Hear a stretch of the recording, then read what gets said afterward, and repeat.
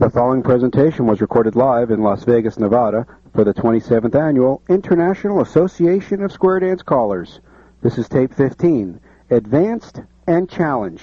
This morning, this session is dealing with Advanced and Challenge Choreography. I'm Mike Jacobs from Herndon, Virginia. On my left is John Marshall from Centerville, Virginia. Those are both gateways to Fairfax, Virginia, so... Yes. What we thought we would do this morning is two aspects. The first half we intend on spending on talking about what our expectations are of an advanced dancer coming to our dance, of what we expect him to know, understand, and be able to handle to be able to function as an effective advanced dancer. The second half of this session, we thought we would look at the teaching of advanced material and what to look for as far as applications of standards and ideas in creating a better advanced dancer. Before we get started on this, there's one overview I want to kind of communicate to you all here. John and I are both from the same area, as well as Bill Harrison. Yesterday, Jim Hensley, in the marketing sessions, made a big deal about pushing the unity that we need to start exercising amongst ourselves in order to be able to make square dancing a more effective environment. That's kind of a situation we have in the D.C. area. It's not that Billy and John and I stand around and communicate and work on everything all the time. We don't walk hand in hand on everything. But what we do is attempt to communicate with each other, attempt to make sure that we don't step on each other, particularly in the aspect of how we make our business decisions. What particular lesson group we're going to teach, we try to communicate with the other so we don't step on each other. I'll call John, John calls me, I'll call Tommy to find out what Billy's doing, so that we don't run into each other. And it creates a situation that we've had in the last number of years in the D.C. area of lesson groups available to the dancer that is learned continuously. I'll have an advanced lesson group. Bill follows me with an advanced lesson group, and John follows Billy with an advanced lesson group. The people who have difficulty learning the advanced the first time through me have the luxury of going through another set of lessons with Bill, another set of lessons with John, and they are able to finally get a situation in which they're confident. Not everybody learns at the same rate and the same ability. Not everybody learns well from a given instructor. What this allows is the luxury of those people taking the time to learn at their own pace. And what's even more effective is we don't get people falling out the bottom, and we're able to retain a lot of dancers. Another aspect on that I think is pertinent is that one of the things we share amongst ourselves is trying to get an overview of what our market is and what is needed. Maybe we don't need an advanced class in that marketplace right now. Maybe now is the time to pull back for something else, or maybe now is the time that we say, whoa, let's not run a C1 class right now. Maybe one of us needs to take a breather for this run, or step back and look at Plus, or look at something else. And also, don't misunderstand, we are not all within 15 miles of one another where we run our classes. It's a fairly large area. Probably if we carry up into the Baltimore section where Bill has more of his things, even where he runs lessons, we're talking 80 miles probably around. But it gives us an opportunity, and there's a lot of people in our area, granted, and that makes a big difference. We realize that. But it gives us an opportunity to look and explore where the needs are. And because if you just run one thing after another, whether the need is there or not, you're just spinning your wheels. But that kind of communication makes a difference, and we do make the effort. And if, I'll give you a good example. Mike says, I'm going to run so-and-so class, whatever it happens to be. Let's say he's going to run a C1 class, starting at such and such a time frame, okay, and I've decided that I'm going to run an A2 class in that time frame. We've got this all worked out, and lo and behold, we've calculated wrong, and there's not enough people for my A2 class to really make a run of it. We just, the interest wasn't there. We misjudged. I am not going to turn around 2.5, 3 weeks after my start time and run a C1 class just because I find enough people to put together to do that. That's not fair to Mike. His class is close enough. They may have to drive an extra 15 minutes, but his class is close enough, And I've already told Mike, I'm going to run A2, not C1, and I don't run C1. I respect that. That's a professional courtesy, you know, because what I tried didn't work, and vice versa. We don't do that to one another. And it's because it's better for the dance community. You also don't force the dancers to have to decide and make a choice and split them out.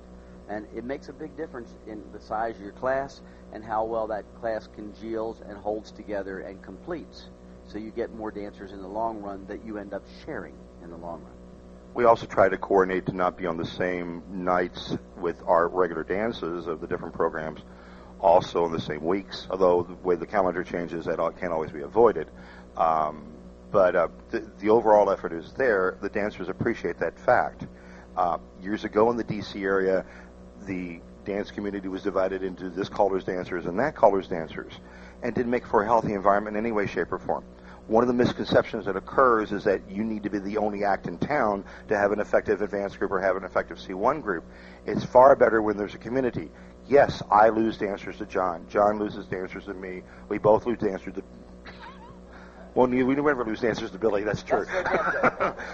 But what happens is that the dancers that do go around and dance to all of us and become stronger. They hear different voices. You have always told your beginner dancers to go out and dance to different callers to get stronger in that.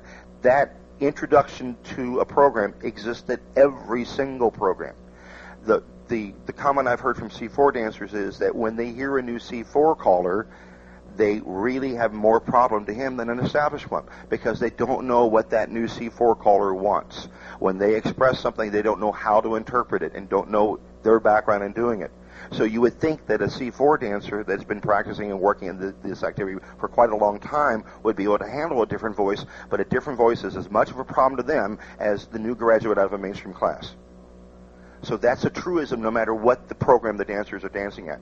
Another thing that happens to us is that automatically when we go into calling advanced or if we go into calling challenge, we think we have to do something different as callers. What made us successful at callers at mainstream make us successful at callers as challenge or advanced. Those things that are consistency, if you're consistent in your body flow, then you need to be consistent through all the programs. You don't change it just simply because you're calling a different group of vocabulary. And so that's kind of an overview of the situation that John and I work in. When we have an advanced dance or a challenge dance, there's a number of things we expect of the dancers that are coming into that. It's not just the familiarity with the calls on the program. It is how we deal with our language. And basically, all square dancing is a form of language. We have sentences that we call sequences. They contain different ideas. We do different things with them. Just simply saying words is like listening to somebody go on with a long run-on sentence. And it's like so many right and left throughs in a particular sequence.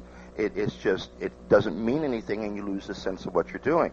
So with our approach to calling, it's not just using the calls, but it's also doing different things with them. We fractionalize calls. We expect dancers that attend our advanced dances to understand the parts enough to be able to fractionalize it, to be able to do it 1.5 or do half of something or do 2/3 of something, if those parts are there. We expect the dancers to be able to handle calls stacked one behind the other, so that it isn't just a name-dropping situation where one advanced call occurs in a sequence. We expect them to be able to handle ideas like interrupt and replace and prefer and finish and start. Those are things, and there are other terms too. Those are some English terms that have become special meanings in the course of square dancing. It's how we add variety to our material without going to another program and taking calls from there, workshopping calls that are off another list, or even piecemealing calling a call from another list, like trying to call square the bases only using advanced terminology without using the name. I mean, those are routines, and I've seen people try to do that as an approach to trying to do something with their choreography. I think that's kind of a bankrupt strategy, because you lose the essence of the original call, and the parts don't ever add up to what the real feel of the call is. So we do a lot of different things with the material that are on the advanced list and the challenge list. We expect the dancers to be able to handle that. I know there's other ideas that John uses, for instance. Well, yeah, and before we start moving into some of the ideas, on the actual teaching, along the idea of what Mike is saying. When you call to your mainstream plus dance floors, you call in a fluid action, in a fluid motion. You expect them to dance one call behind the other. You expect them to move to the music. You expect to see that. Certainly, if you call something that is unique or unusual, you give them an extra beat where needed, or two, as the case may be. If you're doing something for gimmick or surprise effect, you're going to stop and perhaps wait an interminable amount of time for them to suddenly recognize what's happened to them. That's for effect. That's a showmanship effect. But when it's dancing, when you put on a good piece of music and expect them to dance, you're going to call behind call behind call. It is no different at advanced, at C1, at C2, etc. Now, we all make exceptions when we recognize things are suddenly going to be a lot tougher and the dancer needs the allowance. You make for that. But for the most part, it is still dancing and needs to be. And some of the finest callers that you go and dance to at any program have the dancers actually dance. Body flow is a factor. Hand usage is a factor. Phrasing is a factor. It doesn't go away just because we've gone to advanced or challenge. And sometimes we forget that. You'll go out and you'll see stop, go, look, identify, and that's the only way some of these dancers can function. They haven't been taught to dance. They've never been asked to stack one advance call behind another. Doesn't seem reasonable to me, and that's not what either Mike or I expect of the dancers who dance advanced to us. We treat them as grown-up dancers, whatever the program is.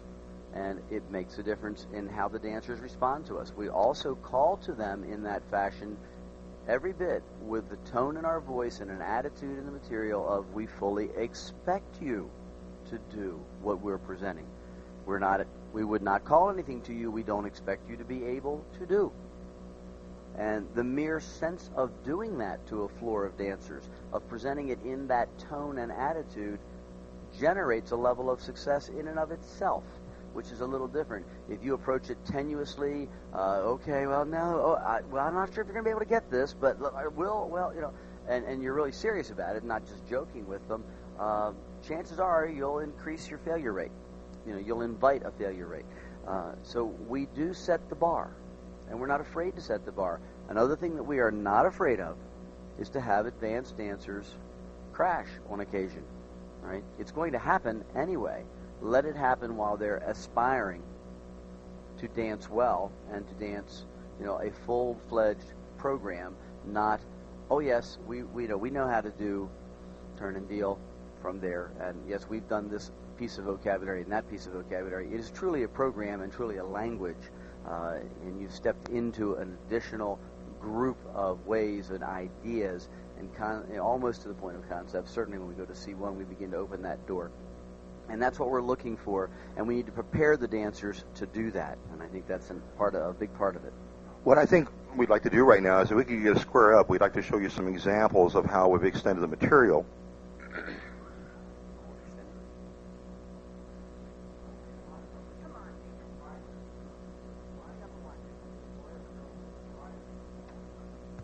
Yeah, just a second. George?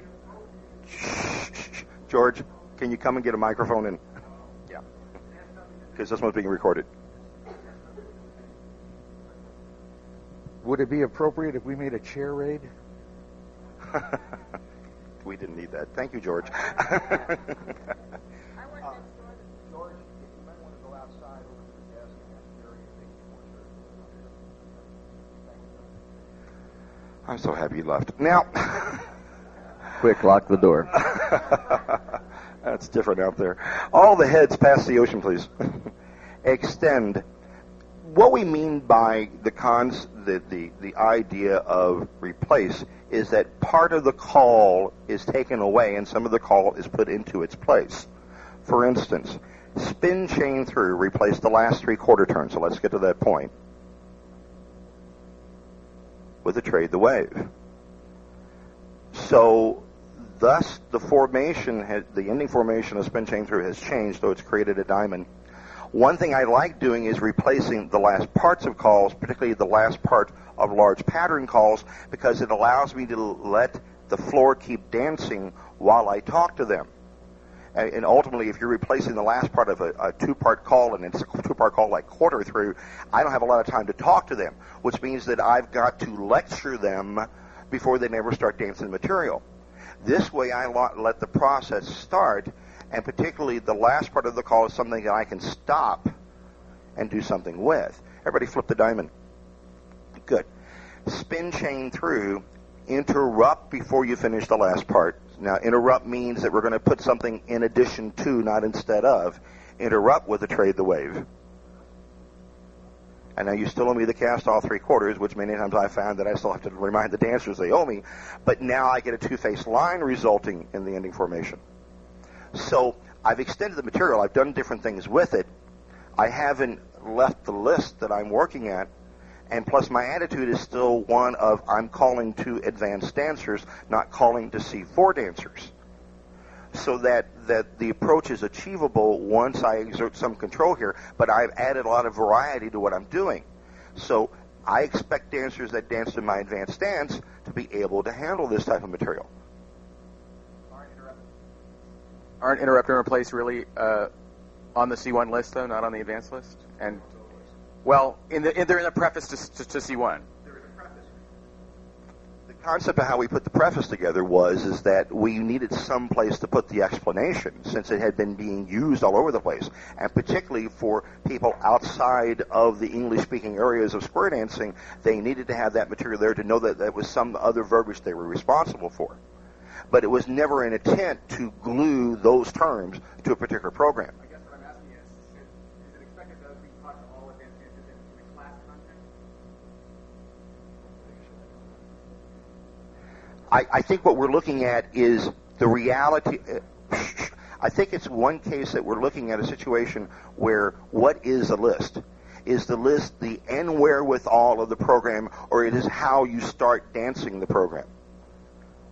And I think a number of us always felt that this is what you need to do to be able to start going to the dances. It is not the only universe we have. I certainly understand your feeling in it. When Mike and I started to talk about this presentation and this topic came up, and I brought up the same thing because of where it's placed. And yet, both Mike and I recognize the reality of seeing this type of approach used with dancers all over the place. Even at plus level, we're seeing things like that. I mean, we see many, many times load the boat being, fractionalized, or, just the ends do your part and so on. We're seeing that more and more. And so at this point in time, yes, that's where it exists. That preamble, if you will, exists in front of the C1 for placement purposes. Maybe we need to find another place for it. But the reality of what's happening is that it's out there. From the position they're in right now, let's ask the boys, if you would, to do a remake. So we're going to go our quarter, our half, and our three quarters. And that's all well and good, but if we want to carry on with the same theme that Mike's talking about, let's do an as couples remake. So we do our quarter, our half, our three quarters. Well, that's very nice. All right, good. Crossover circulate. Now let's do an as couples remake from here. Go ahead, and let's have only the girls finish. So just the girls go the three quarters. We now end up in the point-to-point diamond. All right, so now what we've done is taken a call. Everybody knows that, at our advance, they know the remake idea. They're working with that, and Mike and I are going to continue on here. Don't misunderstand. We're not turning this into a creative choreography session. This is about teaching, and we're going to be coming back into that line. So please don't misunderstand. All right, but that idea is what Mike was talking about earlier. It's not just vocabulary. We want the dancer to get the sense of this is a program where we are there's content in here, not just vocabulary. There's different things going on. In the same situations you have now, let's ask everyone, let the very center boys it's not that I don't trust the dancers, I don't know all these dancers well enough, but I'll ask the very center boys to let go of each other. Let's do a split counter rotate and the boys roll. Oh, see, I didn't have to worry. They're just too good. They're just too good. Scoot and weave. Okay, good. Alrighty. Girls left quarter through. You will notice that some of the spots that he used were not the normal application of the call. The scoot and weave came from the quarter tag. Right. The split counter rotate came out of the diamond setup. It was all perfectly legal, perfectly doable by dancers as long as they're allowed to have some acquaintanceship with it. If you don't ever call it, they're going to look bad the first time they do it. And the second. Or the year, But Particularly, But the first time they've seen us in the singing call, it's a particularly dramatic experience. Yes, it's. But John talked about earlier about the bar being raised. Our expectations are that yes, you will do this because you're good enough to do this.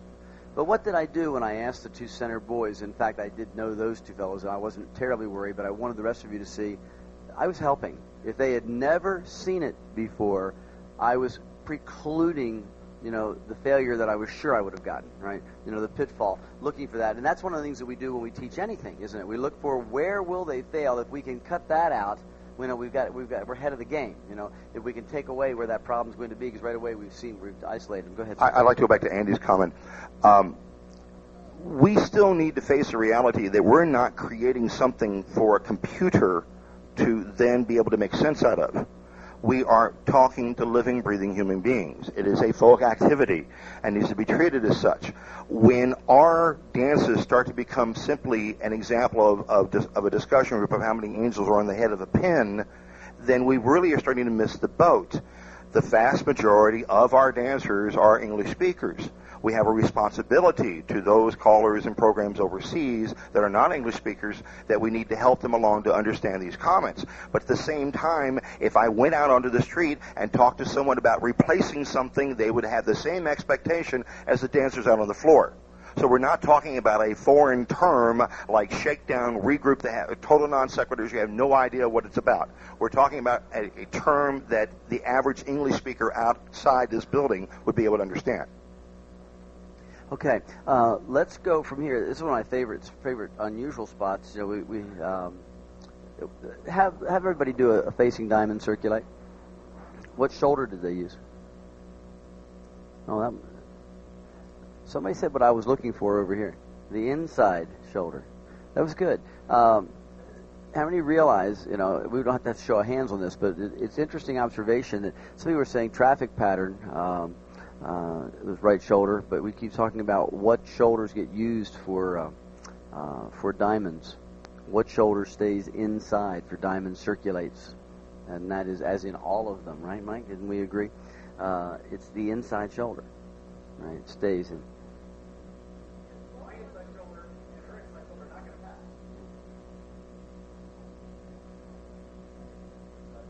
Actually, one of the references that he was making here was to the fact that the handedness doesn't change for you on any circulate action. Right. So that when one of the things you point out to dancers that are having problems with facing diamond circulates or any kind of diamond circulate actions at any particular program is that the shoulder to the diamond doesn't change.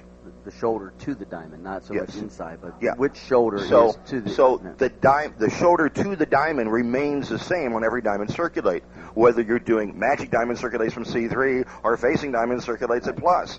The shoulder remains the same to the diamond, which is something to allow the dancer to reassure himself, number one, and number two, to correct himself.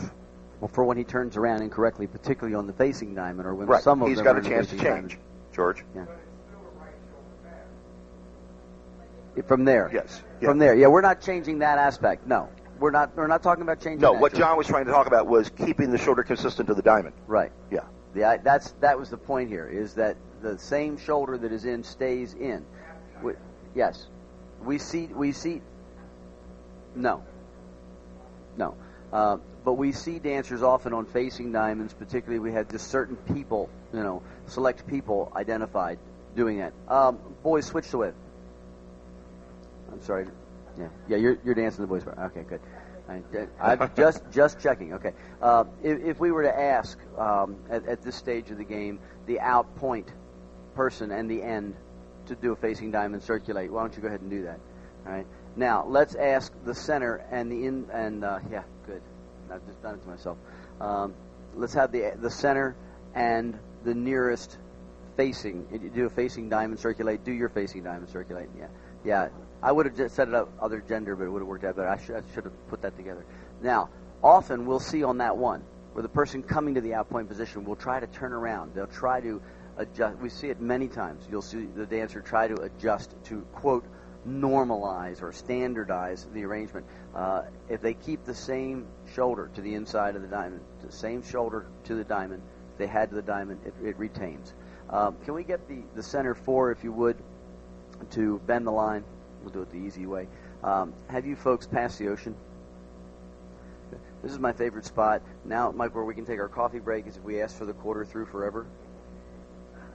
Go ahead. All right. Would y'all give me a quarter through 3 times while Mike and I talk? No. Well, No. Got to finish. Let him finish. You got to finish. It's half. I limited it to 3 because, we only have an hour. No, you're done. It's like eating peanuts. It's hard to stop. Yes, exactly. Now, of course, you could always have, the ever popular, quarter through 3 times, but after each one, interrupt after each one with in-roll, circulate, or whatever. That gets a little hairy, but nonetheless. But you notice what John did is that this is the opposite of fractionalizing. This is multiplying. This is asking dancers to do 2, 3 times the same call, because many times the call forces a change in the formation. So the dancers have to readjust after the first one to suddenly reevaluate the setup and realize what they're doing. The same principle with doing multiple cast of shadows. We do a cast of shadow from here, it goes from waves to two-face lines, then suddenly they're functioning from two-face lines, also anchored to a different wall. It suddenly places a lot more variables on here, and it's just from asking them to do the call twice in succession. Right. Along this line, for example, if we were going to hold the quarter through theme, and I was teaching quarter through, I might show quarter through from parallel right-hand wave, very common arrangement. I might show it as a double, and then work my way up to doing a triple, do it 3 times. Why? Square cooperation, working together, where are the other parts? You watch what happened. They slowed down. They realized somebody hadn't gone far enough or somebody had gone too far. You folks are more experienced, but less experienced dancers, that's one of the things they very much need to learn, and they relearn it at every program as they're going through the learning process. So triples is one of the things that I believe in doing. Mike referenced cast the shadow 3 times. It's a great drill. Scoot and weave 3 times. Great drill. You have to play with it. You can't take it too seriously, but they're learning, they're practicing, they're gaining ground. And then when you start really, pushing the envelope and you start putting interrupts after each one do something, this type of thing, you're really pushing the edge. But it's the kind of thing where you're getting that square cooperation, that functioning together, one dancer being aware of other parts or being aware of where other people in the square are and allowing for if they're fast or slow or whether they need to be with you. That makes a big difference, and it is part of an effective teaching program. And when I'm in a lesson program for advanced, I do doubles and triples on given calls because it does help them. Now, I don't call mix 3 times, but there are some that do lend themselves. I haven't done mix once and a half. But that's, it brings up a point, though, of a fractionalization, right? We can play with. And now an example of fractionalization at this point would be, for instance, everybody do half of an out-roll circulate. Oops. Mm-hmm. Half. Half. Excuse me, half.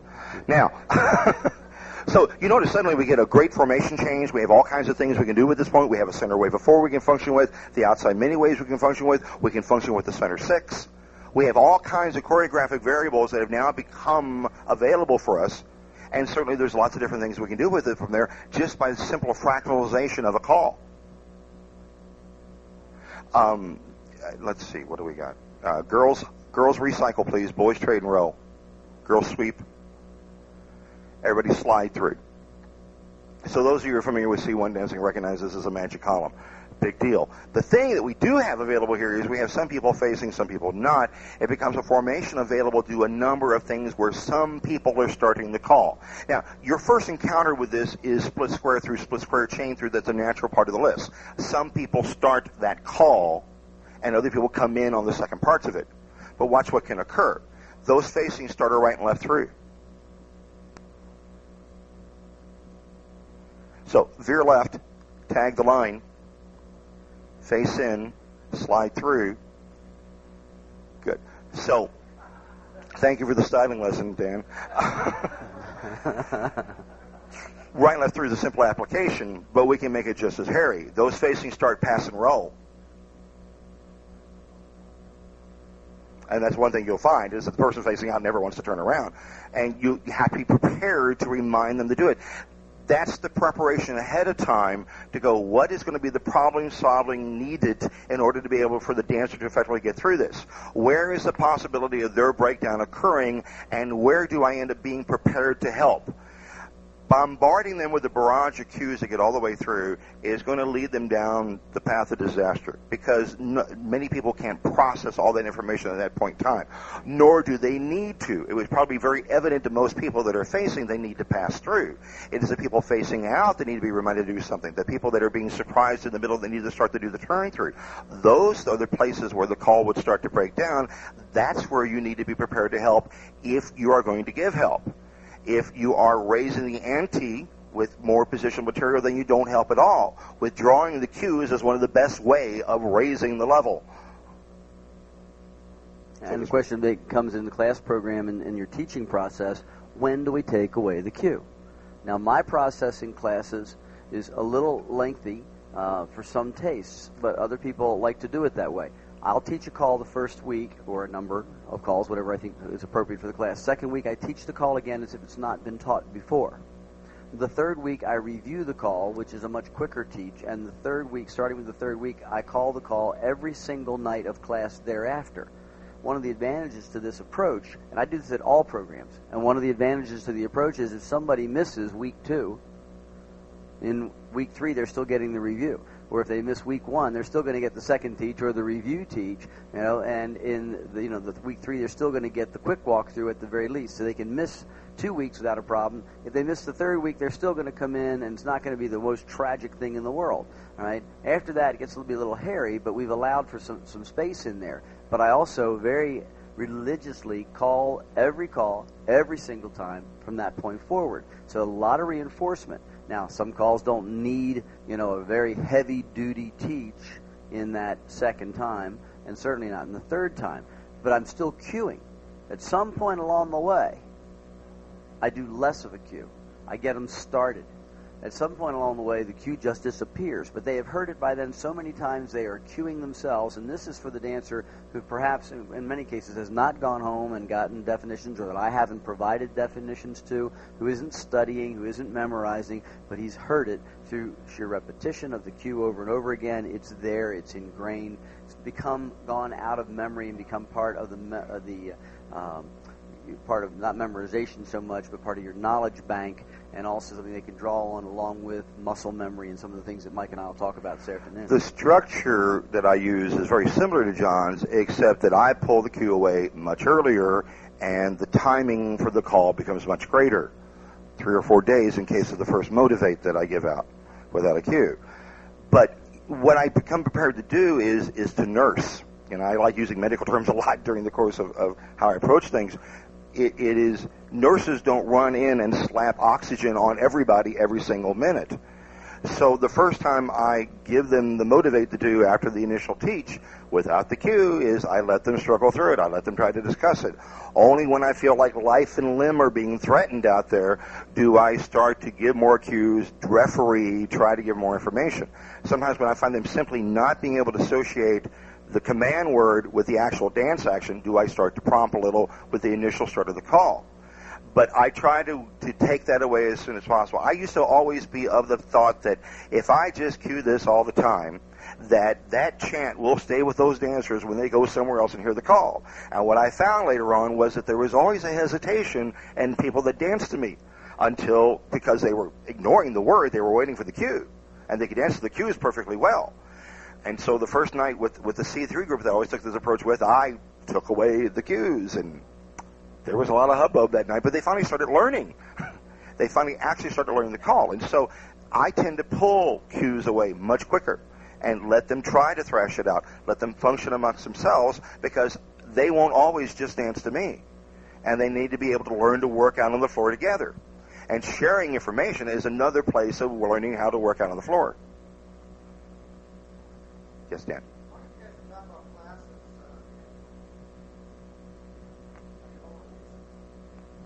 As long as you're, talking about classes, of course you teach by definition. But how many of the formations, like when you're teaching a chain reaction, how many of the formations do you cover? I mean, only quarter tags, standard right hand position, but How soon do you introduce the other thing? You're doing the rule that we teach by. Well, chain reaction is probably a bad example since that's limited at advance, so we automatically have very little choice as to what we can do there.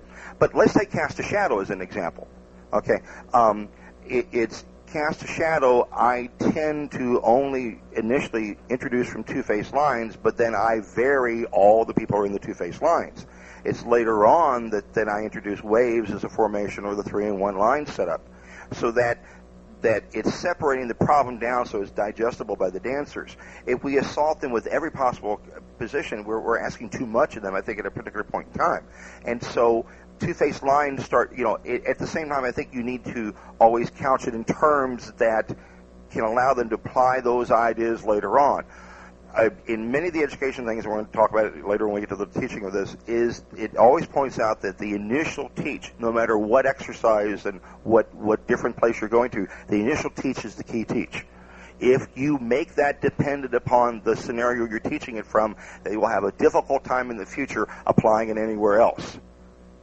Consequently, if you teach in the initial teach 3 or 4 different starting formations, it will be a jumble in many cases. Now, there are some nice things about Cast a Shadow that Mike talked about. There's some absolutes that are really particularly nice. Like, if you're facing out, you always walk away from the middle. If you're looking in, you always go forward. And those are 2 very nice things. Doesn't matter if it's waves, if it's 3-in-1 lines, if it's two-face lines. That's a very nice aspect of Cast a Shadow, and it's kind of an anchor that the dancer can hang on to. If I'm looking out, I always walk away from the middle of the square. Even if I'm not sure exactly which way to go, I walk away from the middle. If I'm looking in, I always go forward. That's a very nice aspect, but it still isn't going to help me if now this feels different. It feels different. I'm in a wave. I'm in a 3-in-1 line. There's that hesitation. I agree with Mike 100% on this. I do not show them all. What I work them up to, though, is starting in a two-face line, for example, trade circulate 3 times, but after each one, do a Cast a Shadow. Why is that good? Because you end up with both the two-face line and the ocean wave Cast a Shadows, and they have to alternate from them, and sometimes you have left-handed ones as ocean waves and some for the Cast a Shadow, all right? And and it's fun, and I also tell them not to confuse their pointer with their dinger as far as the trade circuit. Well, that's another thing, but but you've also got 2 advanced calls in that particular routine. It has become a routine for me, and I do it for fun. But it's also a learning process, and they really feel like they have a command of what's going on. But you build to that. That's not something for a class. But you're getting it all, but you have to bring them to that. Let's let the square take a break for a second, because Sure. I think this segues well into...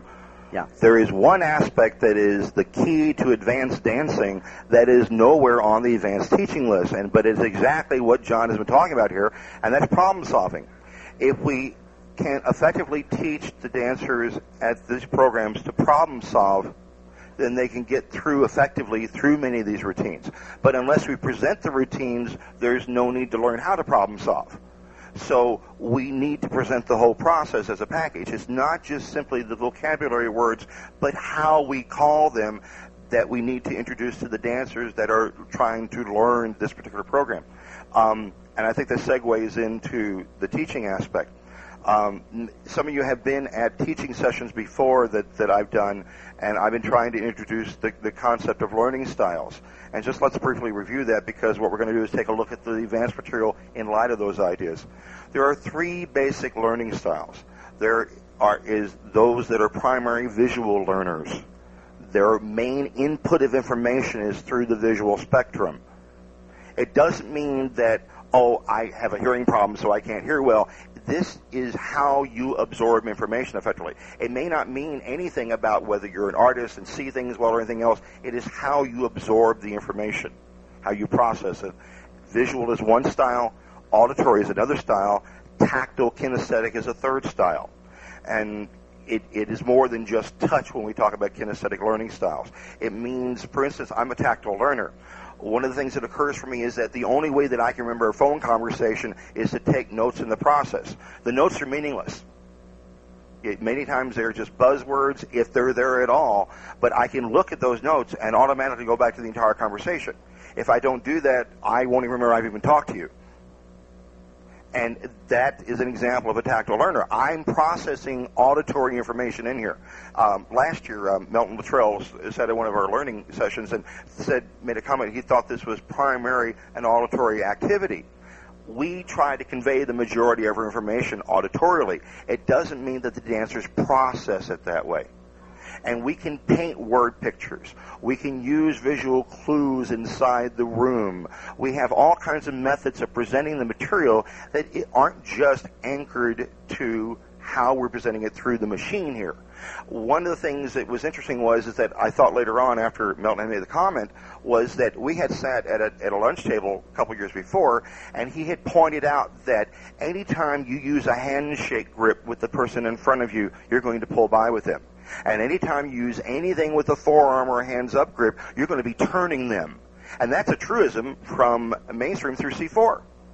So what Melton was describing auditorially was a tactile scenario. That a tactile learner can go, hey, I'm reaching out with my hand. I must be pulling by with the dancer in front of me. I'm reaching up or to a forearm grip. I'm going to be turning the dancer in front of me.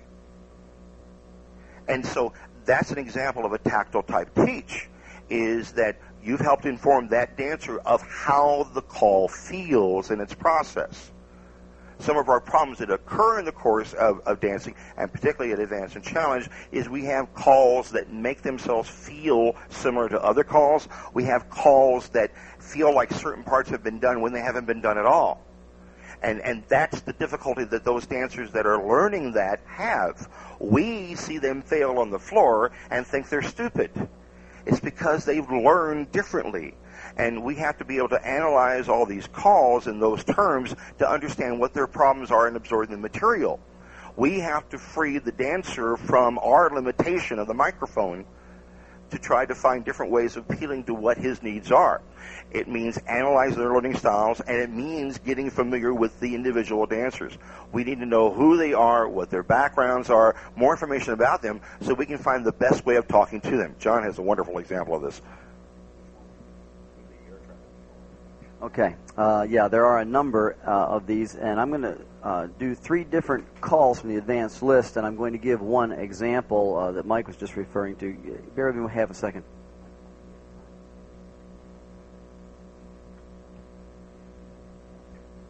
Now, the example Mike was thinking of, lots of times it's very helpful when we find a dancer, and we all have dancers on the floor, that there's a call we're teaching, pick a call. It's not going to happen for this dancer for whatever reason.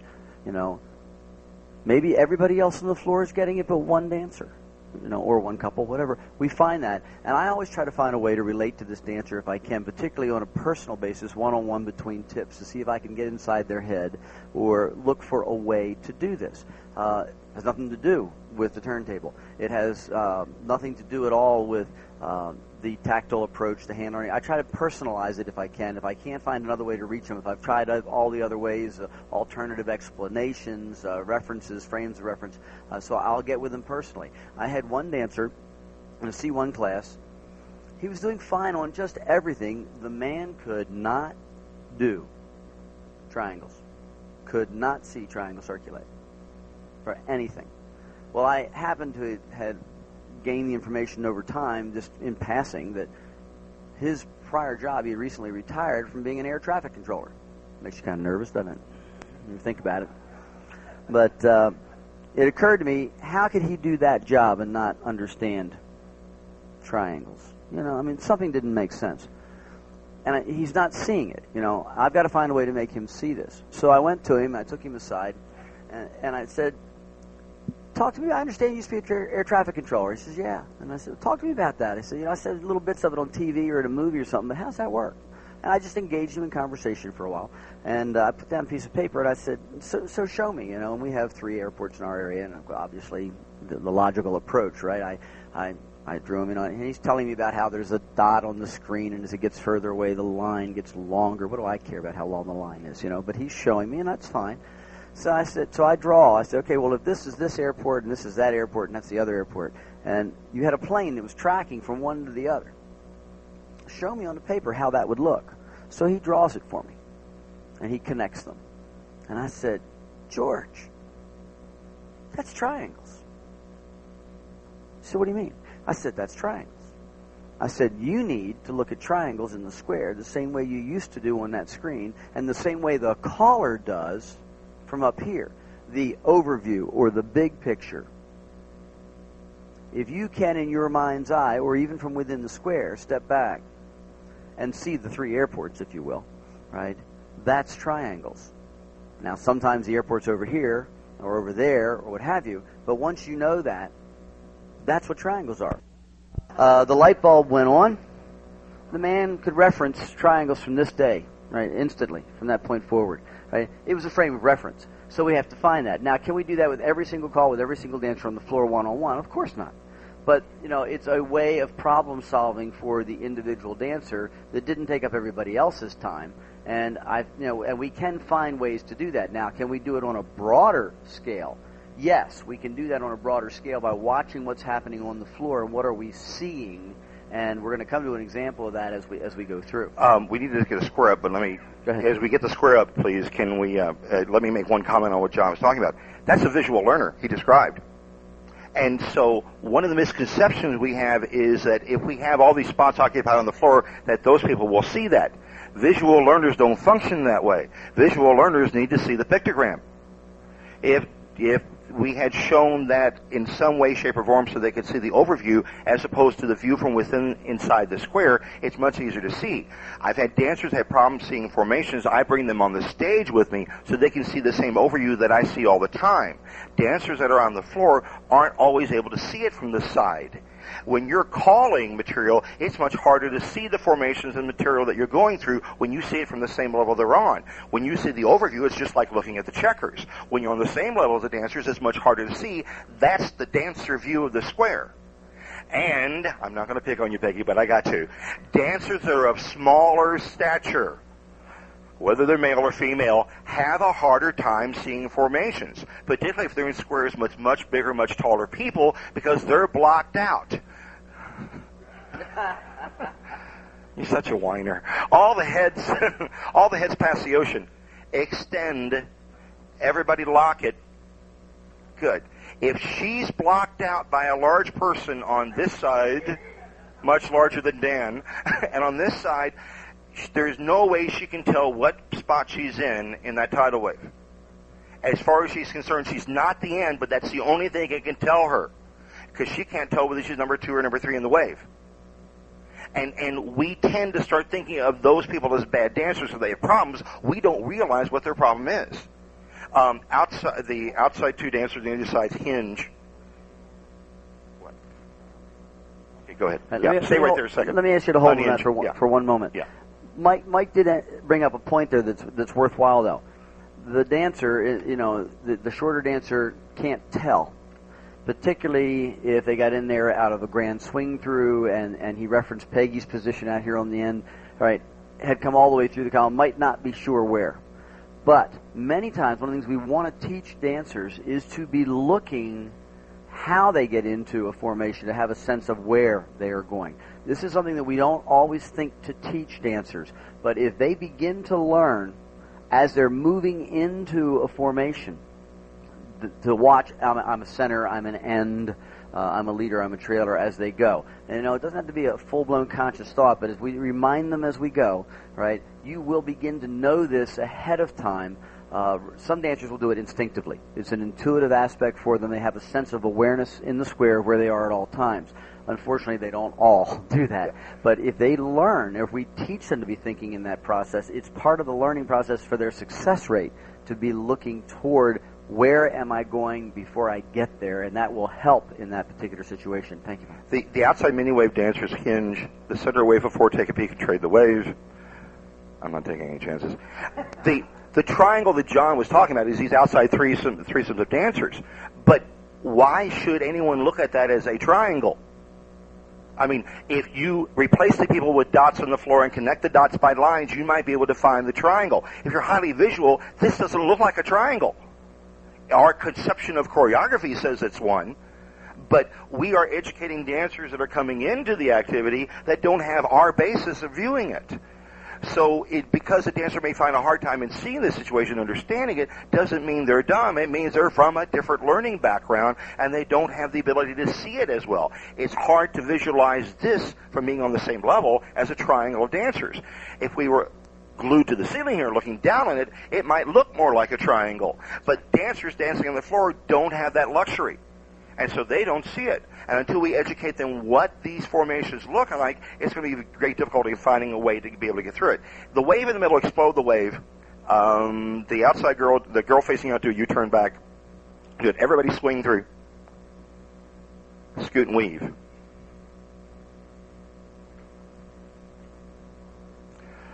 One of the problems I was making a reference to before John goes on to what he's got here is the tendency of some things to feel alike.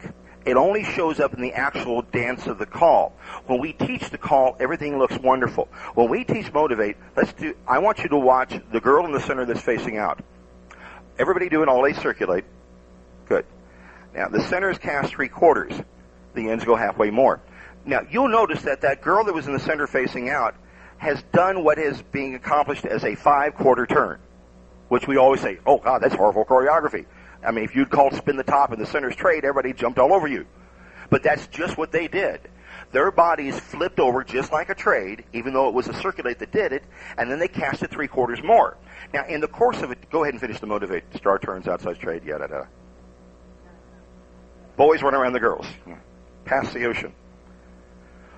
So what happens is that it never shows up in the teach. First time you call it, it shows up. And that's when that girl that's in the center facing out wants to get into the star in the middle instead of continuing the 3/4 turn and going out. As far as she's concerned, she's done a 3/4 turn. Because her body has told her that she's done that. And so to effectively teach people, and particularly tactile dancers who dance by feel, say they have felt they have done a 3/4 turn. So we need to tell them ahead of time is that it's not going to feel like 3/4. It's going to feel like 5/4. So when you get to the point where you want to stop, you got to say, I've got to go further. That's how you solve their problem with that situation. Motivate. Watch her flow. She's gone 5/4. These dancers are experienced advanced dancers. But think about the first dancers you taught Motivate to, and after the teach, which they've done fine, you call it. And they're all over the place. That's why. It's because they felt they have done the call according to the rule you told them to do it by. It's not that they're dumb. They're different. Yeah, that's exactly right. They learn differently. Everything feels right. And it's a beautiful example of how to head off the problem, because it didn't occur to be a problem until it was all put together to music. And that's when it felt wrong. And that's a good point. Okay, let's do this. Recycle, please. Veer left. Bend the line. Everyone pass through. I'm going to teach you wheel and deal. Everybody says, what? You know, because that's what we get in the classes. I mean, this is an advanced class. Why are we going to review wheel and deal? I review wheel and deal before I teach single wheel. Because single wheel is, and I stress this to my classes always very strongly, single wheel is a 2-person wheel and deal. I've had all kinds of callers say to me, I never do that. I just thought it was a different call. You know, and it sounds very obvious when you say it to us, but sometimes it doesn't register for some unknown reason. But that's what it is. It's 2 people doing a wheel and deal. That's all it is. So I'll go back beforehand and say, okay, let's remember our rules for wheel and deal. What are our rules for wheel and deal? Well, number 1, the couple on the right goes in front. And what else do we remember about wheel and deal? We remember that we change our facing wall on wheel and deal. Very important, right? We also talk about where is the center of our line, and that we all walk forward towards the center of our line. Wheel and deal. I'm not going to spend a tremendous amount of time on that for this group, but I would spend a little more time on it with my people that were new into an advanced class. Centers pass through. And why do I spend more time? Because they dance it by rote when they come to you to your advanced class. They don't think about it. They haven't thought about the rule for wheel and deal in forever, right? They don't think about that rule. Veer left, please. I have a wheel and deal that I'm going to do from here, all right? I'm still going to move forward. I'm still going to change my facing wall. I'm still going to work toward the center of my line. And I will ask in the class situation, where is the center of my line? right? And I'll ask them to actually hold up the hands for where the center of that line is and remind them they're going to end up facing the wall that's behind them. And we have a two-faced line situation, whereas the other was a one-faced line, all facing in one direction. And I explain that to them and remind them of that. Wheel and deal, please. Good. If you would, and I know it won't be smooth and joyous, but let's have the outside sachet. Pass the ocean, just for speed of time and all that. Have the girls run around the boys. That's not where I wanted to be. Center 4, partner trade. Thank you. Okay. Another unusual line. Lots of plus dancers that may come to your advanced class may not have seen wheel and deal from here, but it wouldn't hurt to show them. Again, it's a one-face line. This will come up this afternoon. But, you know, and again, it's still a one-face line. So where's the center of your line? Where is the wall that's behind you? Who's going to go in front? Okay, wheel and deal, please. Thank you. Okay, so what I've done is gone through a number of wheel and deals to make sure the dancer remembers the basic fundamental aspect of wheel and deal, and that's important. Turn and deal, please.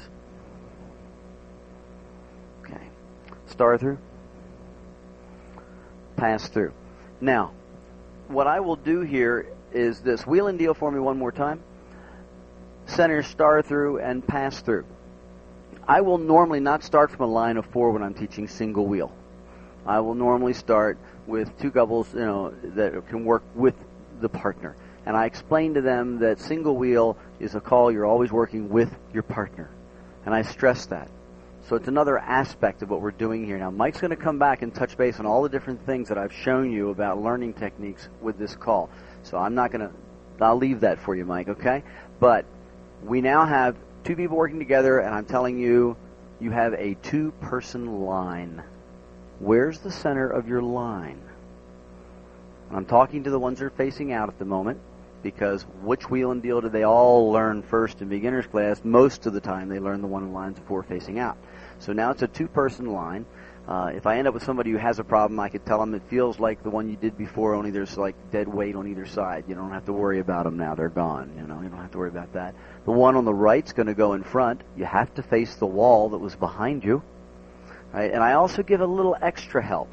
See, because we now know where the center of the line is, I will add in one additional piece, which is if you take your joined hands and push them back. Now, I don't always give this initially. I give it later if some are having a problem. Because if they can get it off of the same feel for wheel and deal, I don't need that. Because I don't always want that particular hand usage, and you'll see why in a moment. But let's ask those folks to single wheel. So they end up, the one on the right goes in front. They end up facing the wall behind them. We're in a different ending spot, right? But that's the 2-person wheel and deal. Fine. Let's ask those folks to do a Dixie style to a wave. Extend. Of course, we all know it's a left hand. Look at what a lovely group of dancers. All extend. Outsides trade. Centers recycle. Good. Veer right. No fooling them. Bend the line. Good. Have the center star through. Very good. Center single wheel. Oh, they're very good. All right. That's the spot where your newer dancer will single circle to a wave, by the way. Almost guaranteed. Almost guaranteed. Now, you'll notice what John did. Why don't you all square your sets here? Don't take a break, just square the sets. Notice what John did. I'm not done, by the way. Oh, I understand. But notice so many things that John has done already for every type of learner. By going back to the very premise that this is all related to wheel and deal, for the auditory learner, he's told them why it sounds related to something else. So that they don't confuse the issue of, well, this sounds like this, and why does it sound that way? He's answered the question. He's shown the tactile learner that handhold situation of shoving it towards the middle to get the dance action, so that a tactile, kinesthetic, physical learner has something to put a handle on of how the mechanism is they go through it and get there. For the visual learner, he's told them how they head towards the center of their group. He's given them spots to go to and formations to relate towards. For conceptual thinkers, he's given them the concept of how this is related to wheel and deal. Not everybody learns that way or approaches it that way. That's fine. He hasn't lost anyone. What he's done is he made his whole teach all-encompassing instead of being limited to just one type of person. Okay. Because of those different approaches, we generally are fairly successful, but so far we've only done the one-face line. We haven't done two. Yes, Andy. Here, for the microphone, please. I was just wondering if you were treating it as if maybe the centers of a two-face line, then maybe would it help if you started them out half sashayed, as if they had sort of phantoms on the end that they ignore? If I track you, you're looking to improve your success rate by having them what? So that a more standardized bow bell reference? Okay. You could do that. I don't know how critically necessary it would be, but it would certainly not hurt anything. Do you see any? I see no problem there. I hesitate to bring in phantoms into the picture to them at that point, because then they add in an element that they don't need to worry about. That would be the only thing that would make me fearful. Remember, the reference point is people that are coming into it that don't have your level of knowledge. Right. Just simply because you have this level of knowledge and appreciation of the aspect of it doesn't mean anyone else shares that. And the second thing is that it is more than just simply teaching the textbook of anybody can buy a textbook. What they're buying is the professional interpretation of it, which is unique to the square dance caller ability. That's what they're paying for, and that's what you need to provide. It's more than the textbook. The other potential downfall of that, Andy, it strikes me, is that we've stressed very strongly to the dancer, it is a two-person call. It is a partner call, and you've now created this phantom concept for them to think about with this person that's really not there. I think that is a concern. I think that we want to watch for. And come on up, and Michael, give you a microphone here. I had one other aspect of that too. That as we are going, well, I'll come back to it. Go ahead. Yeah, one thing that, speaking on Andy's thing, is first of all, they're learning a new call, and then you're putting them in a half sachet setup. They're going to be a little bit nervous about being half sashayed, especially learning a new call. Plus, when you're teaching wheel and deal, most of the time the callers that are out there calling are going to have the lady's wheel in front of the guy. So you want to teach it from a normal, what they're probably going to see out there on the floor most of the time.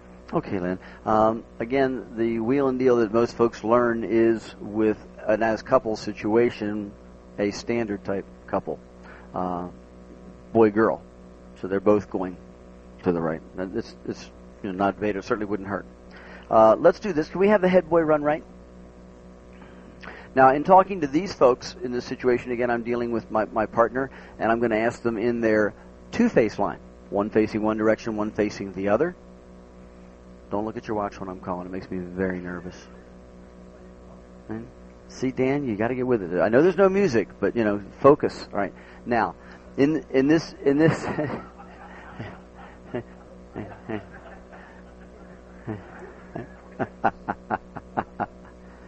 See. That's it. Whoa! All right. Right. I think it's a different kind of pressure. Right. Now, we have the two-facing line situation. We also want to ask you, where's the center of the line, just as we did before. Right? We talk about the wall that's behind you that we're going to be facing. We talk, and I remind them here about walking forward. This is important because lots of time dancers forget about walking forward from here. You'd be amazed how many want to end up back-to-back with their partner in this situation. It happens a lot. Right? So you want to walk forward as you do the call, and we also have a pivot opportunity here, or a lever, if you will, where the hand join is. And they can use that to work around each other, to work around that center pole between the two of them. Right? If you folks would single wheel. Good. Same folks, if you would, left touch quarter. Center's trade. We have the left-handed one often, seems to be a little bit bigger of a bugaboo always, but I'll go through the same situation, and here I won't separate them out, even if we were in the wave, but again, all right, we all have agreed, and we're not going to go down this road, we agree that at advanced and above, it's accepted that your partner in an ocean wave is the end dancer in the adjacent center. Recognizing and accepting that as we all do, the working with your partner, where's the center of your... All right, there you go. Single wheel. Okay, good. Not a problem. All right. George has a comment. I don't mean to interrupt you too much. Sure you do. Go ahead. In total line with what John has been talking about, as couples is part of the A1 program, so you don't teach this until A2.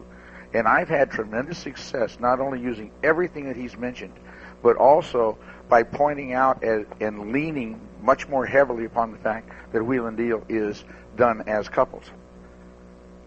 And then stressing that single wheels are miniature wheel and deals. It's the exact opposite of going from normal up to the couple concept. And instead, you reverse that process and shrink it down. And I've had great success with just the word miniature. Okay, good, thank you. I'm going to do one more on this very quickly, and then we're going to move on to another call because we're going to run out of time so quick. There's so much that we'd like to do. Centers, if you would, pass through for me. Swing through. Quarter through. Centers run. Okay. We get into this situation, not a big deal, but where we have the two-phase line overall, but we have the one-phase line in relation to your partner, which yields the column. Not a problem. Does anybody really feel they need to see this one? We okay for single wheel from here, I think, generally? Okay. If we could, let's do an as couples quarter through. All right. We look at triples on this. Now, this is not for night one of the teach, right? But it stresses over and over again, where's my partner, where's my partner, where's my partner, and what kind of a line do I have, one face, two face? Single wheel, please. Finding my new partner. Single wheel, please. Finding my new partner. Single wheel, please. So we can do triple, and there's a couple of different variations. Some leave you in a nicer spot than this particular one does, but nonetheless, we're in good shape. All face left. Face left is on the basic list. Thank you. Good. Okay. Good. All right. If you would, each side bend the line. Pass through. All right. The bow boy run. All right. I hate to say boy bow. But I never want to say bellboy. Not in a hotel like this. Okay. All right. Now, if we work in each box of 4, we can also play, because here we have the 3-in-1 box, and we can do that. I don't think we need to belabor the point, right? But we've worked through a number of different kinds, and we've talked about different teaching techniques. Anything more you want to touch on this before we go on? No, I mean, just realize how structured this teach is. And it is more than what you do in one tip. It is a program you move across to introduce the whole call all the way through. And the example of the 3 single wheels in a row is an example of what we expect of the graduate advanced dancer to be able to handle, to function as an advanced dancer on the floor. This is our expectation of them as calling, in dancing to us. So that, if they're not able to handle this, they really need to reconsider what they're doing at advanced dancing. It's a standard that we need to apply to. We talk about creating barriers to rushing on to the next program, and we do that by adding calls. Folks, it's the attitude by which we call it. Yes. That is the real effective barrier to people moving on to the next program. Yeah, calls do not a program necessarily make. And I'll tell you something else. Mike and I think a lot of the callers in this room that I know personally, do not want dancers before they're ready in the advanced program. We truly don't. We truly don't. Let's do this. Everybody partner, trade, and roll, please. This one is going to be fun. Pass the ocean. Not to imply the other one wasn't. Okay. Quarter through. Scoot back. Okay. Explode the wave. And let's just do a partner trade for everybody to see this. One of the calls that's really alien to the folks that come to advanced from the Mainstream Plus program is facing recycle. It is really alien. It has no reference to the recycle that they know. I mean, it doesn't feel the same. It doesn't look the same. It doesn't start from the same place. It's like, how do you get there from here? It doesn't. How can you even call it the same thing? It's really, and you can't blame them because there's no sense of feel that's similar, and we have to give them a way to get there. Right? This is a call that when I teach it, this is one of the ones that I most prefer to demo. I like to take a couple that knows it, with Mary and myself, will get up and demo it. This is a call that dancers can feel, and I can talk all day long about the bow side, assuming I've taught bow and bell at this point. Goes in, steps forward, turns back, the bell veers left, remembering that on a veer you step forward, and as you go, as you also dodge over, and you don't change your facing wall. I can give you all that. I can give it all to you verbally. And even the best auditory learner is going to be like, okay, I think so, but and some will get it, but a lot of them won't. But this one demos really well. Pass through, wheel and deal. Let's have the centers star through. The other thing about this call that I think is one of the biggest keys to successfully teaching it is the preceding call. This call is very much a call based on a learning process, very much increased success by feel. I'm telling you that when they've seen the feel for the call one way, repeatedly, you can sashay the dancer and they'll fall into it the next time. Even though they've never seen it from the sashayed side, a majority of your floor will fall right into it if you give them a good lead call first. It is really surprising. The dancers on the floor know this call. Am I right in assuming that you are all comfortable with this call? Okay. From a dead stop, it's awful. I mean, it's really pretty deadly. It's not that they can't get there, right? They can, but it's like, woof. If you would, please do a flutter wheel, which is another good dead stop call, right? All right. Sweep a quarter. Facing recycle. Okay. All right. It happens quick, right? And there's some things about the call that we talk about. Do this for me, if you would. Swing through. Explode end. When I talk about it, I do talk about the mental map that we draw for them. We talk about whose wall face changes. We talk about the arrival point makes a difference. But there's no foundational help on this call, as I mentioned before, from where they've come from. So the lead call makes a difference. The demo makes a difference.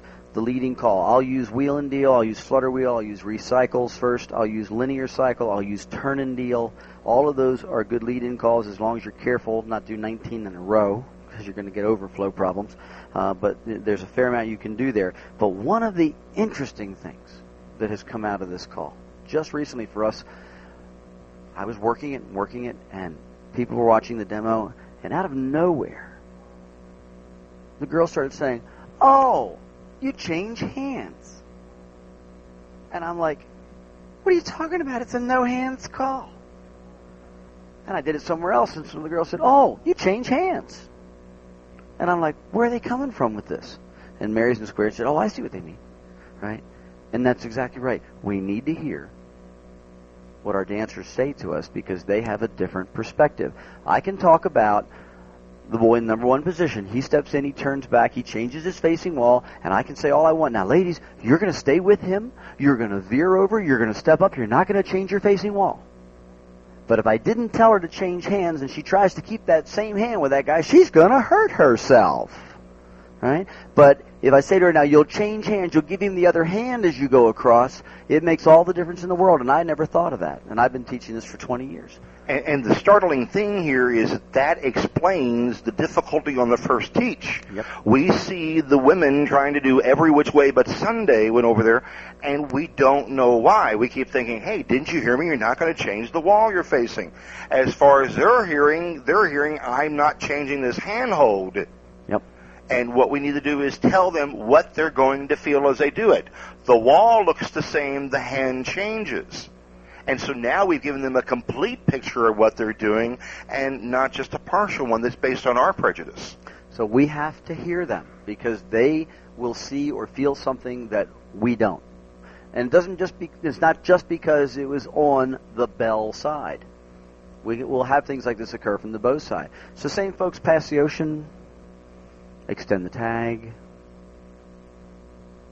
recycle,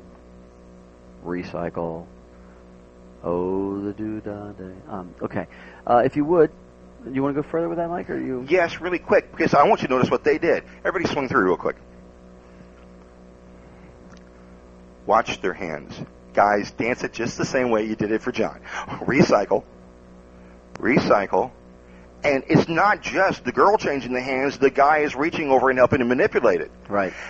nowhere probably in any of our teachers we've ever done in advanced have we ever told them that's what they're doing. Right. Yet, that's what they all do, and they don't look unusual. We've seen every advanced floor handle it this way. They manipulate each other as they go along the line there. Nowhere did we ever teach it. The dancers have successfully solved the problem themselves because our teach was inadequate. We didn't tell them how to do it because we never knew it was the core of the problem. That's right. It was so neat when we discovered this. It was like, Mike, I got to tell you, look what happened the other night. It was so neat. And they got such a kick out of it. And both of us did. It was really I just did an experiment over the weekend. I had a C3, C4 weekend before I came here, which is why some of my examples have been on that level. I talked to all those dancers, the women. Just like, well, that's how I've always thought of it. Yeah. It's they've solved that problem years ago. We just haven't been let into the secret. Exactly. Can we thank the Square? Thank you very much. Right. Looks like we're about to cut into We went a little time. over because we started a little late because of the breakfast lines. I want to thank you for participating and being in here. Please. Hope you all enjoyed it, and we'll see you all later. Thank you, folks.